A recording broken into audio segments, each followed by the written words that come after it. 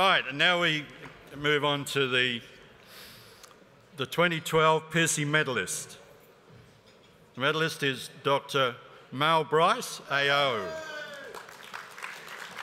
Mal has been a champion of the Australian ICT industry since the late 1970s.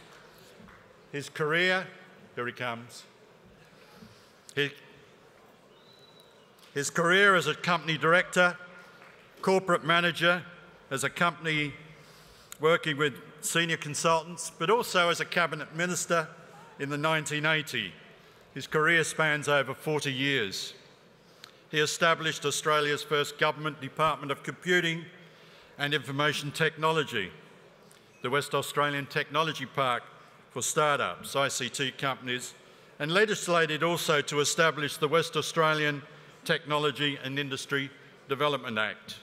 Throughout the 1990s, Mal was a leading Australian pioneer in the development of the internet to business, government, agencies and also to communities. He was also the architect of Australia's first, and one of the world's first also I might add, internet-enabled online community in Ipswich in Queensland in 1993, and he led the team that implemented Australia's first community-driven e-commerce project. His book, Australia's First Online Community, published in 2010, is a case study in IT-led economic development. In his role as chairman of IVEC and chairman of the Pearcey supercomputer project, Mal has been heavily involved in developing the supercomputer and infrastructure components of the Australian ICT sector. IVEC is a keystone of Australia's successful bid for the International Square Kilometre Array SKA project. Please give a great round of applause to Dr Mal Bryce, the 2012 Pearcey Medalist.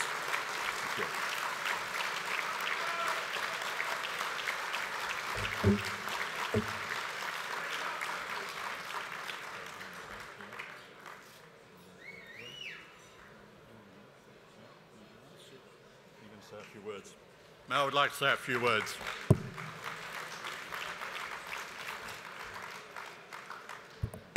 Distinguished guests and ladies and gentlemen, there is always a big risk if you invite somebody, if I speak on behalf of Craig and Greg, if you invite somebody in their 6th or 7th decades of life, we are wonderful people. If you squeeze us gently, we ooze anecdotes. Well, you're going to be spared that this evening. It'll be very brief. I did want to say, however, that it is a great honour to receive an award which celebrates the memory of Dr Trevor Pearcey. He was a remarkable Australian, a visionary, and he really understood the basics of creativity and innovation. It's been a 30 or 40-year journey for me, one which I've enjoyed immensely. It's been a privilege to be involved all that time in an industry which I have a passionate belief in, but one which changed the world.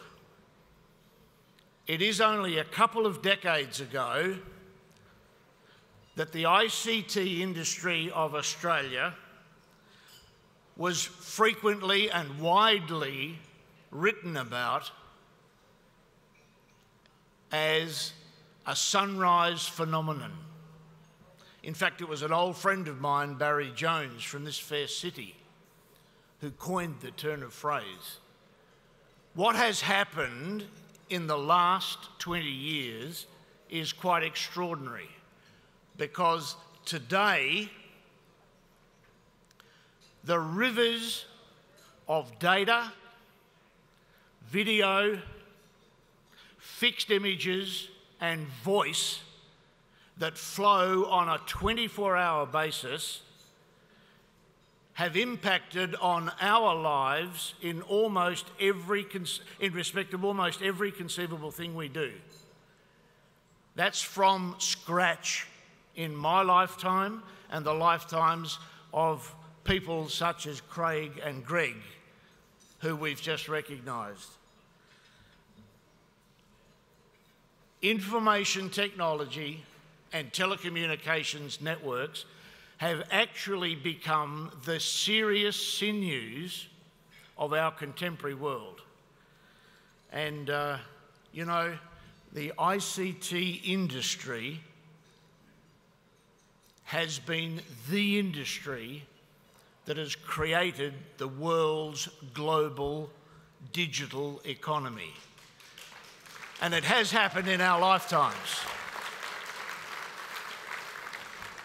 Convincing certain doubting Thomases in all sorts of prestigious positions along this journey has not been easy.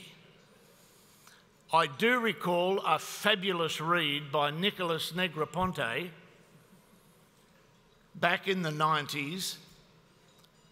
His tome was called On Being Digital, when he said, the single biggest obstacle to the rollout of the IT revolution was the digitally homeless or the digitally challenged CEOs of this world.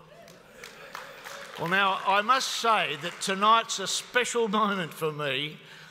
I have outlived most of them.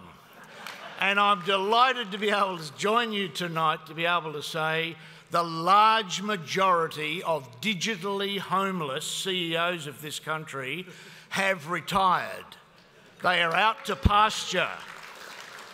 And in fact, the next half of this great revolution, the next 30 years, is going to see a phenomenal future for the ICT industry. Now, that's the formal part of my thanks. I'm going to take 30 seconds to do something mischievous. Adam has actually, and we do look like brothers, don't we? Adam has actually enticed me to travel into a space that I probably wouldn't have otherwise. One particular home truth, and I say this, I really direct this, at my age I'm entitled to. There were some wonderful young Australians received awards today, and there were many of them who were considered for those awards. It was a special moment. Those activities are happening in this country every day we wake. The creative juices are contributing to innovation across a very wide range of fields. And I wanted to say tonight to the young people, this is not in any textbook. I won't show you, but I could show you a good deal of scar tissue, which I've actually earned as a result of my experiences, and the degree that I cherish most is my BHE, bloody hard experience, of all the others. And I want to pass on to the young people here this evening, when you are determined to reach out and grasp that innovative opportunity, although so many of those CEOs have retired, the ones who are digitally homeless or digitally challenged, there are still villains left in the organisation that you have to contend with. And I've classified them into 5 little categories. Now, I know nobody in this room this evening fits any of these categories.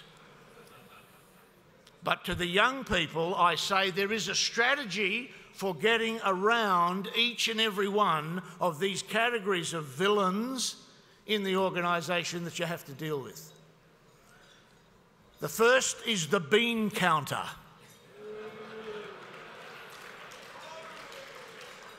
Necessary, but risk averse.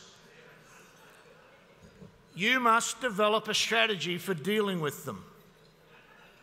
I have, and around a fireside chat, I'd be delighted to share some insights. The second, and I know that there are none of these here this evening, the control freaks. Disciples of orderliness. Usually really quite dull and boring in terms of creativity and innovation. You have to get around them or go through them if you are going to succeed. Thirdly, the creatures of habit. They're anaesthetised in their own comfort zones. Think about those characters who really don't feel a lot of enthusiasm for joining you on your risk, maybe a risky journey. The fourth category is the conformists, to whom change is an anathema. No, they're there, they're necessary, they're in every organisation. Whether it's government department, agency, corporation, universities, for goodness sake, even the CSIRO, these people exist. And finally, I got to thinking we had to add, because they cause so much trouble, the rumour mongers.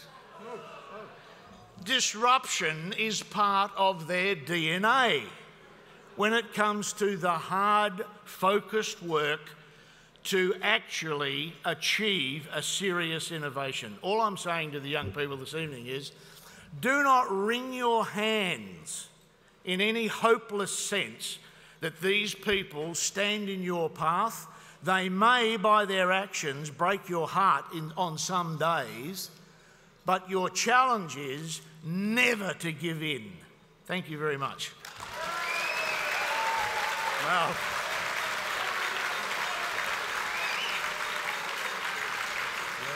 Very good. On behalf of Pearcey, thank you very much. And I think we should all read Mal's book. I can imagine what it'd be like. Thank you very much indeed. Thank you.